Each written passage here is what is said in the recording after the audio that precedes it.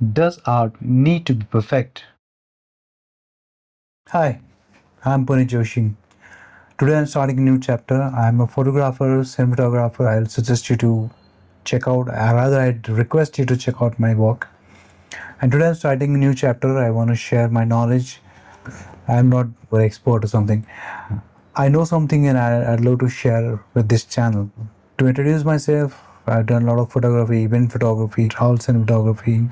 I've shot a lot of weddings. I'm a CG artist with roughly a lot of experience, I'd say.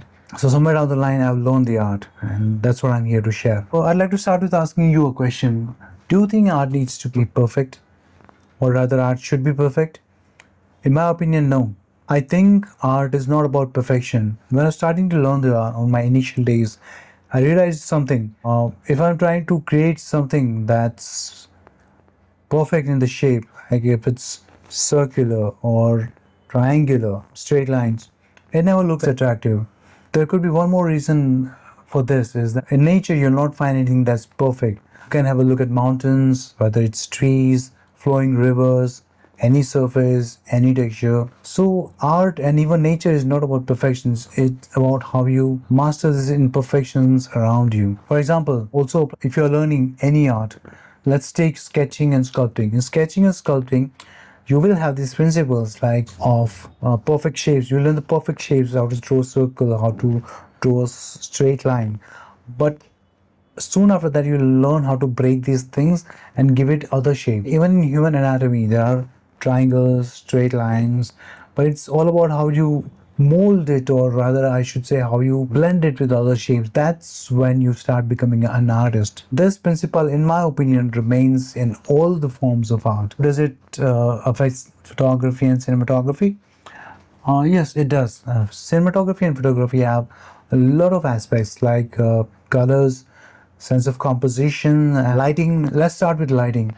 If I light something from extremely frontal angle, as we call it flat lighting, technically it's perfect lighting. You will see everything, every light will fall on everything. But is it artistic? No. An artist will never like something that's front lit because it doesn't let any shape or any volume be defined. So when you give it an angle, let the shadows come, let the shapes define. That's when you start becoming artistic. So that's about lighting. Now let's talk about colors. You'll never like something that is bright or saturated or too perfect in color. Like, for example, bright red, pure green, or pure blue. They will never look attractive. When it starts looking attractive, when you give it color, when you start giving it shading, when you start giving it tint, right? You mix white with it, you reduce its purity, you start giving it black, you just start giving it shades, or maybe you can start blending other colors with it, and you see that blend. That's when art starts. I hope you're understanding what I'm trying to say here, that you need to you need to perfect this imperfection. I think it's a great way to put it forward. You need to perfect these imperfections. What are the other aspects of photography? Let's say compositions. Now if you learn compositions, there are a few rules you will come across. I think everybody come across these rules and I find them annoying, but let's not get into that. Rule of third, the golden ratio. Because what are these rules? They are about creating imperfections. And even in the rules of composition, if you put something that's perfectly placed in the middle of the frame, it does not look attractive. What do you do? In the rule of third, you put it in the side, the way you align in any one of the corner. Again, you studied for other maybe increments of the series. What I'm trying to say here is you break and make a pattern and then it starts looking attractive. The perfect things will never look attractive to anyone, to any artist, and it will not look artistic. When you create this imperfection, it starts looking relatable. Okay, what are the other rules of composition? Golden ratio, again, almost the same thing. It creates imperfections. To simplify, it has a whole theory behind it, but to simplify, you break something in half and one half is a bit bigger than the other half. That's somewhat the golden ratio. It's not exactly the same, but this is the oversimplification of it.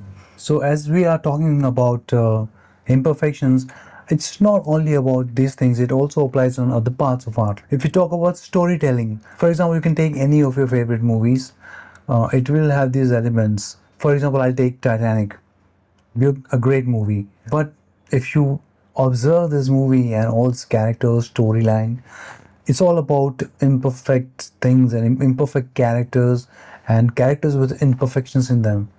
For example, it has the protagonist, Jack. The protagonist is a very adventurous guy. He's a good artist. He's a good dancer. He is a good talker, but he's poor. On the other hand, the lady, she's very rich. She has debts, but she is rich. She has everything. But she doesn't have a real relationship in her life, and she's not happy with her life, and she's sort of lonely. And a ship that eventually sinks. Now, if we go back and try to make all the characters perfect, like a protagonist who is adventurous, who is creative, who is a good talker, and is also rich. A lady who is rich doesn't have any debts. She has a very good relationship going on. And a ship that reaches its destination. I can assure you, it'll make a very boring film. I can assure you, you and me, we will never go to watch that movie. And probably the movie won't even be made because it's about the imperfections. Like every character has its conflict. That's why the movie starts becoming relatable, starts becoming artistic. Of course, there are other aspects, and which was brilliant for this movie to be successful. But we are just talking about storytelling. So that's what I'm saying. All these imperfections are very important for you to learn the art, and you need to master this. Like before starting this video, I was thinking how to explain it. So I took a photo of few objects kept randomly. So if you have something that is imperfect, does it make it an art? It doesn't. If you have some random objects put together, it's not forming anything. It's not an art. It's a mess. It starts when you start arranging those objects the way they are not perfect, but they form some kind of patterns, some kind of symmetry. That's when it starts looking attractive. That was something I wanted to talk about in my first video, and I hope you really liked it. I'll keep making such kind of videos, and I'll go in depth of all the arts that I know about, and I also would like to know your opinions on it. We may discuss about photography, the technicalities of it, the composition, the colors, everything. And I would love to continue this series, and I'd love for you to watch it. So if you like this kind of work, kindly do share and subscribe my channel, and I'd highly appreciate it. Thank you.